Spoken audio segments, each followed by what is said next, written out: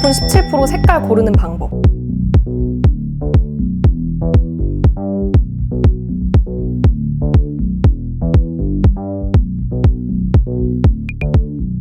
견디고 듣다 보면 늘어가는 테크 지식. 오케이.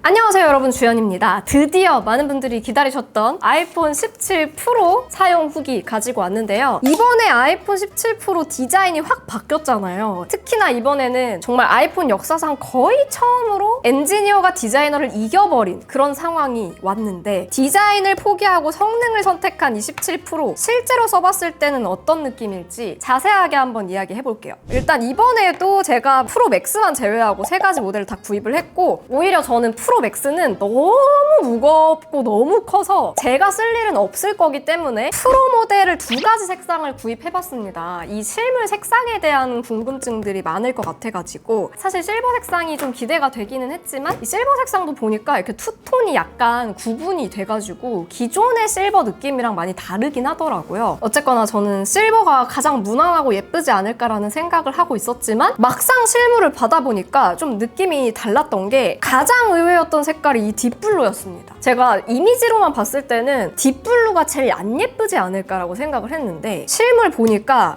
오렌지가 너무 안 예쁜 거예요. 처음에 딱 공개됐을 때 많은 분들이 뭐 실물로 보면 오렌지가 예쁘다 이런 얘기들을 하셔가지고 이게 실물로 보면 진짜 아우라가 다른가 보다 라고 생각을 했지만, 실물로 보니 저는 더 실망스러웠습니다. 이유는 일단 이 투톤이 너무 튀어요. 보시다시피 이쪽 부분은 약간 김치전 반죽 색깔 같지 않나요? 진짜 딱 보자마자 이거 나 아는 색인데? 김치전? 이랬는데, 이제 저희 같이 언박싱을 저희 PD님들이랑 같이 했는데, 그때 PD님들도 다 똑같이 그 얘기를 하시더라고요. 이게 오렌지색이라고 하기에는 뭔가 살구? 좀 흰기가 도는 색깔이어가지고 굉장히 의외였고, 오히려 이 프레임 색상은 예뻐요. 프레임은 예쁜데 하여튼 여기 유리 세라믹 쉴드 부분이 저는 별로 마음에 들지 않았다. 그리고 오히려 딥블루 색상을 봤을 때 생각보다 더 일체감 있으면서도 뭔가 고급스러워. 언박싱할 때 생각보다 너무 고급스럽고 예뻐가지고 저는 딥블루 쓸래요 이렇게 해서 실제로 실사용은 딥블루 컬러로 하고 있고요. 제가 딥블루 쓴다고 하니까 역시 테토녀시군요 이렇게 얘기하시는 분들이 계시더라고요. 무슨 상관인지 모르겠지만 아무튼 제 취향은 딥블루였습니다. 그런데 이 색상을 고르는 데 있어서는 내구성도 이번에 좀 고려를 하셔야 되거든요. 아이폰 17 시리즈가 출시된 당일날 저에게 제보가 들어왔는데요. 매장에 비치된 아이폰 프로 모델들의 후면에 벌써부터 흠집이 너무 많이 보인다는 거였어요. 근데 이런 현상이 이분이 본 매장에서만 발생한 건지 아니면 다수의 기기에서 발생하는 건지 확인하기 위해서 저희가 추가 제보를 받아봤습니다. 그런데 정말 여러 사진들이 저희 메일로 들어왔어요. 이게 근데 언제 있었던 일이냐면 처음 출시된 당일 밤 그리고 다음 날까지 들어온 메일들입니다. 제가 가장 놀랐던 부분은 출시된 바로 당일날 처음 비치된 그날부터 이런 흠집들이 이렇게 많이 나와있다는 거는 흠집에 많이 취약하다는 거잖아요. 근데 이게 국내에서만 이슈되고 있는 게 아니라 해외에서까지 이런 이슈가 나오고 있더라고요. 그래서 자세하게 확인을 해봤는데요. 이 사진들을 보시고 흔히들 이번 알루미늄 프레임이 문제가 아니냐, 역시 알루미늄이 물러서 특히나 이 어두운 색상이 흠집에 취약하다 이런 반응들이 있는데, 사실 이 흠집들이 나 있는 곳을 잘 보시면 알루미늄 프레임 부분이 아니라 이 세라믹 쉴드 부분에 나 있다는 게 문제입니다. 이번에 후면에 이 부분은 강화유리, 그러니까 기존에 애플이 계속 써오던 세라믹 쉴드 소재로 되어 있는데요. 여기 부분에 이렇게 많은 흠집이 난다는 거죠. 제가 일단 3일 동안 실사용을 하고 있는데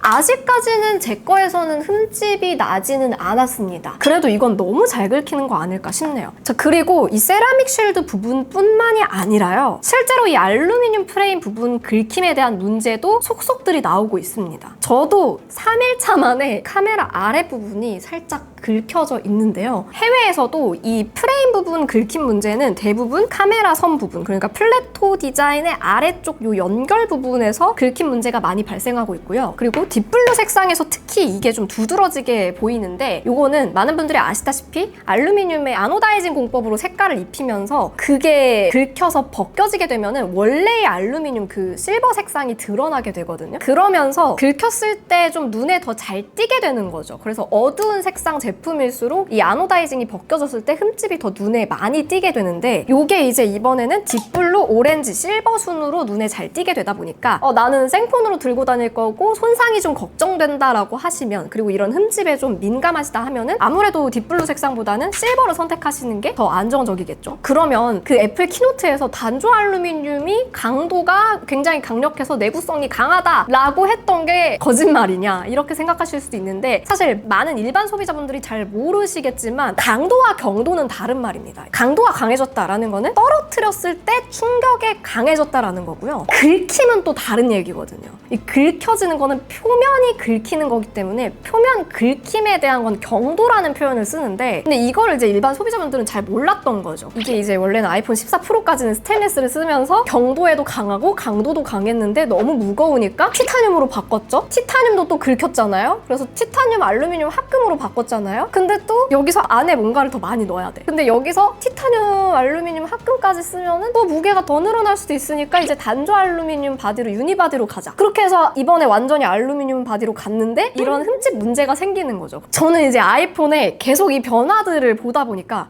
아니 좀 가벼우면서 강하게 만들 수는 없는 것인가 라는 아쉬움이 계속 남긴 하더라고요. 이어서 실제로 사용할 때 그러면 무게감이나 뭐 그립감 이런 사용성 면에서는 어떤지도 좀 이야기를 해볼게요. 저는 늘 매년 실사용 폰은 프로를 선택을 했었는데 14 프로 때 정말 너무 무거워가지고 약간 진절머리가 날 정도였어요. 너무 무겁다 폰이. 이런 상태였는데 15 프로에서 가벼워지니까 저는 너무 좋았거든요. 근데 16 프로로 오면서 다시 더 무거워지는 거예요. 그래서 16 프로 리뷰할 때도 참 애매하다. 이거 왜 또 무겁게 만들었을까라고 생각을 했는데 웬걸 이번엔 더 무거워졌습니다. 결과적으로는 14 프로와 거의 비슷한 무게를 보여주고 있는데요. 심지어는 이번 아이폰 17 프로는 역대 가장 두꺼운 아이폰 모델이기도 해요. 이 플래토 디자인 때문에 더 그렇게 된 것 같은데, 저는 되게 가볍고 휴대성도 좋은 그런 스마트폰을 원하는 입장에서 매년 개선된다고 하면 적어도 무게가 유지되는 선에서 성능이 개선된다거나 가벼워지면서 성능이 좋아진다거나 이래야 좋아지는 거 아닌가? 아니 무게도 무거워지면서 두꺼워지면서 성능도 좋아지고 이러면은 약간 일장일단이 있는 거잖아요. 그래서 결국에는 이런 게 좀 들고 다니면서도 이게 확 체감이 되더라고요. 저는 16 프로를 실사용하다가 잠깐 에어를 실사용했죠. 이거를 쓰고 이걸로 돌아갔는데 에어가 너무 막 선녀 같고 천사 같고 막 너무 예뻐 보이고 막 다시 에어 쓰고 싶고, 카메라 하나면 뭐 어때? 스피커 하나면 뭐 어때? 소리 들리고 나 어차피 에어팟 끼고 들을 텐데 뭐 괜찮지 않을까? 점점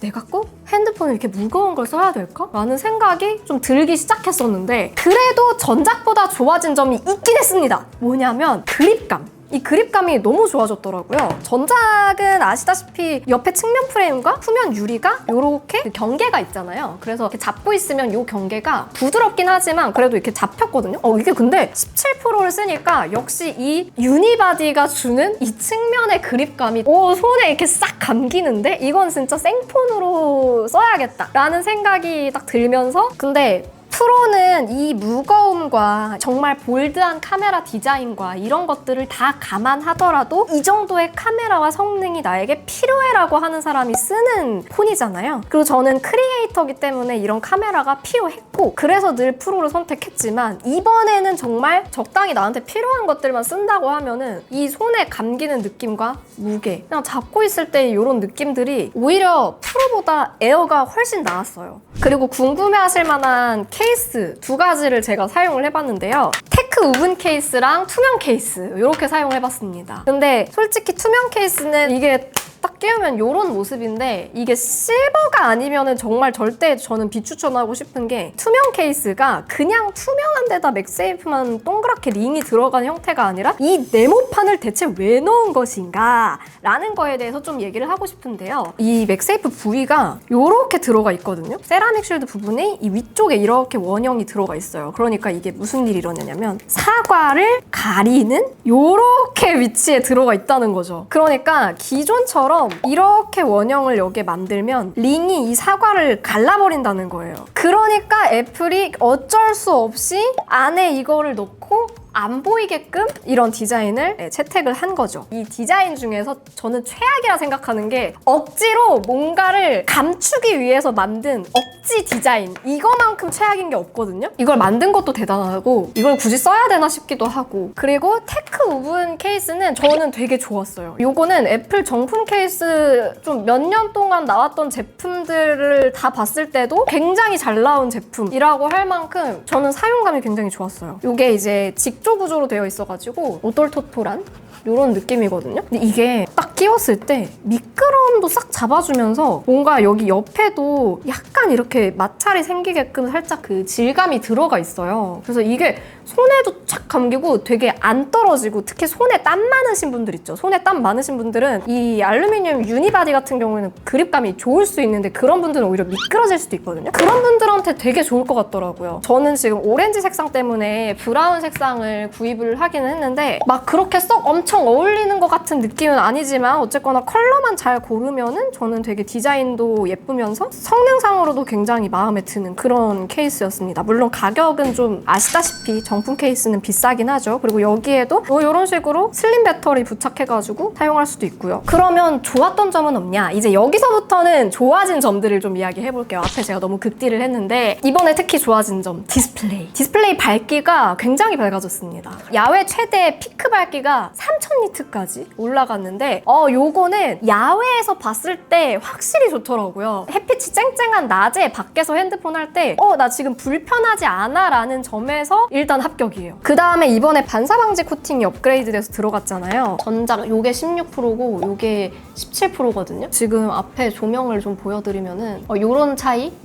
이번에 이 3000니트 밝기와 화면 반사방지 코팅은 전 모델에 다 동일하게 들어가 있어요. 그래서 굳이 프로일 필요는 없는 거죠. 그리고 카메라 얘기를 해볼게요. 이번에 또 카메라가 바뀌었죠. 더 강력해졌는데 일단 광학 줌이 더 개선이 됐어요. 4배 광학 줌과 8배 광학 줌을 지원하고 화소수도 이전에 1200만 망원 화소에서 이번에는 4800만 화소수로 더 좋아졌어요. 그리고 이미지 센서도 더 커졌다는 게 밝혀졌죠. 그래서 아무래도 저조도에서 그 촬영 능력도 좀 더 향상되지 않았을까 싶었고 소프트웨어도 약간 바뀌지 않았을까 싶어가지고 실제로 사진들을 많이 찍어봤는데요. 제가 이거 카페에서 찍은 사진인데 둘 다 카메라 설정은 똑같이 해놨고요. 사진 스타일도 똑같이 표준으로 해놓고 찍어봤는데 얘가 1배로 찍은 사진입니다. 근데 1배로 찍은 사진은 거의 별 차이 없더라고요. 많이 확대를 해서 봐도 별 차이가 없었습니다. 그래서 뭐지? 싶어가지고 일단 2배 줌을 넣고 찍어봤거든요. 근데 2배도 그냥 봤을 때는 정말 별 차이 없었어요. 근데 확대를 해보니까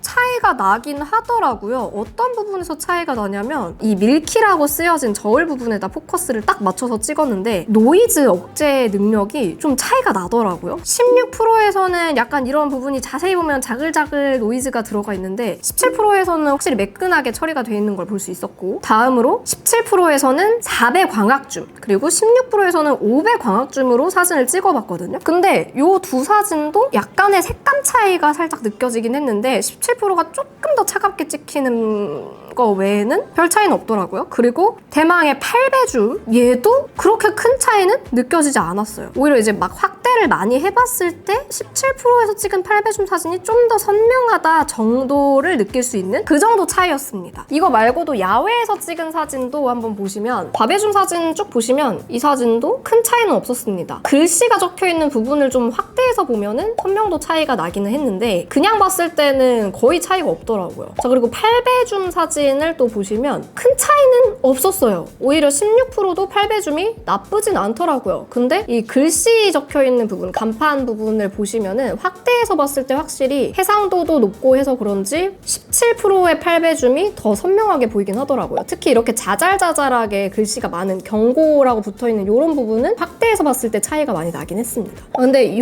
사진을 보시면은 이 색감이 약간 다르긴 하더라고요. 17%에서는 꽃이 좀 더 주황빛이 도는 반면에 16%에서는 살짝 더 노란 색깔에 가깝죠? 이런 색감의 차이가 났는데 색 표현력이 17%에서 조금 더 좋아졌다는 인상을 받았어요. 그래서 이렇게 일상 사진에서는 그렇게 큰 차이를 느낄 정도는 아니었고 망원 사진에서의 해상력이 확실히 좋아졌고 색감 표현이 좀 좋아졌다. 그리고 노이즈 억제 능력이 좀 더 좋아졌다라는 게 이렇게 확대를 해보면 보이는 정도. 그래서 16%도 여전히 좋은 카메라지만 17%를 쓰면은 더 디테일한 표현이 가능하겠다 정도였고, 제가 택시 타고 그냥 지나가면서 간판 부분을 쭉 당겨가지고 찍어봤거든요. 와, 근데 이렇게 멀리 있는데도 선명하게 찍히더라고요. 그래서 이 부분은 확실히 이번에 직캠용으로 굉장히 강력하지 않을까 싶고, 자, 그런데 저는 오히려 사용해보고 나서 진짜 놀랐던 부분은 전면, 후면 둘 다 인물 사진이 너무 잘 나오는 거예요. 일단 둘 다 똑같이 표준 색감을 사용을 했고 그냥 똑같은 각도에서 똑같은 위치에서 찍은 사진인데 17%는 딱 보면 뭔가 되게 쿨톤 같이 피부 표현도 좀 핑크빛으로 되고 16%는 좀 더 노란 색깔로 보이지 않나요? 피부가? 그리고 후면이 더 놀랍습니다. 이게 똑같은 위치에서 똑같이 한 5배 정도 줌을 당겨가지고 찍은 사진이거든요. 근데 그냥 완전 약간 다른 카메라로 찍은 것 같지 않나요? 고정앱 같은 거 아예 안 쓰고 기본 카메라로 찍고 완전 원본이거든요. 보시면 그 광대 부분 피부 표현도 전작은 이렇게 약간 노이즈도 자글자글 끼고 피부도 되게 칙칙해 보이게 찍히는 흔히 나타나는 아이폰의 시멘트 현상이 그대로 좀 보이는 반면에 17%는 완전 이 피부 표현이 자연스럽게 약간 매끈하게 광이 돌면서 특히 이 콧등 부분에 이 빛 반사를 너무 예쁘게 표현해 주는 거예요. 그래서 요즘 또 여자분들이 이제 사진 찍으실 때 고려하시는 게 메이크업 컬러감 잘 살려주느냐 이거잖아요. 메이크업 컬러감을 17%가 훨씬 더 잘 살려주더라고요. 이게 오히려 호불호가 약간 갈릴 수도 있는 게 기존 아이폰 사진 색감이 좀 더 이렇게 플랫하게 눌러놓은 색감이 좀 빠져있는 그 감성이 있었잖아요. 근데 그걸 오히려 좋아하시는 분들은 기존의 그런 아이폰 사진 감성이 좀 싹 빠진 굉장히 화사하고 색감이 아주 쨍하게 표현된 이런 느낌의 사진을 보시게 될 테니까 이런 부분을 고려하시면 좋을 것 같고 저는 진짜 합격!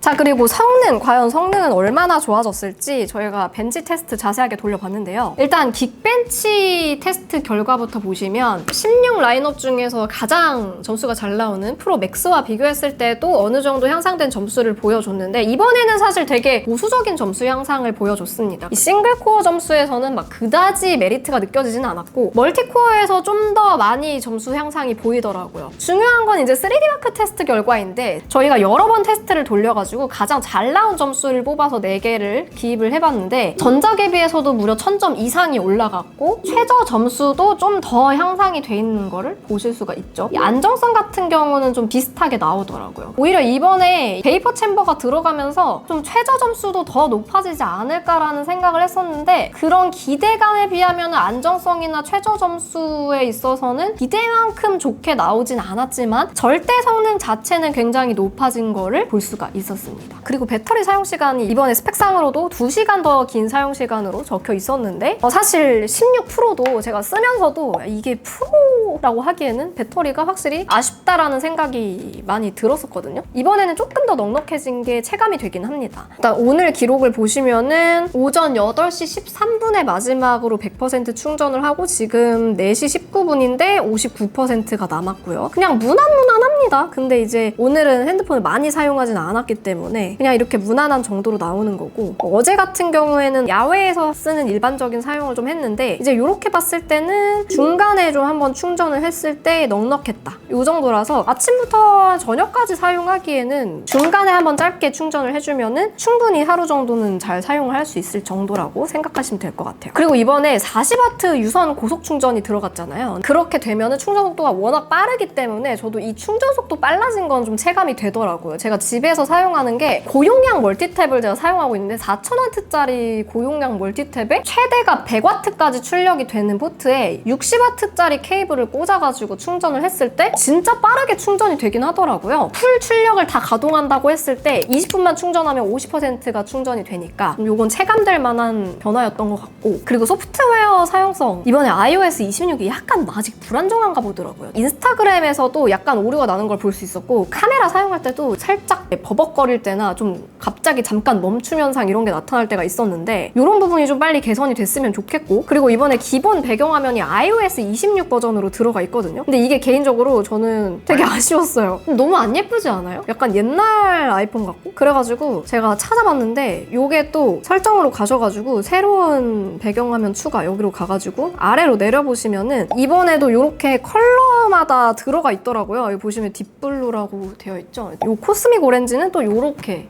색상이 들어가 있거든요. 이 배경화면이 훨씬 예쁘지 않나요? 이게 화면에 불 들어오고 나갈 때 되게 예쁘거든요. 보세요.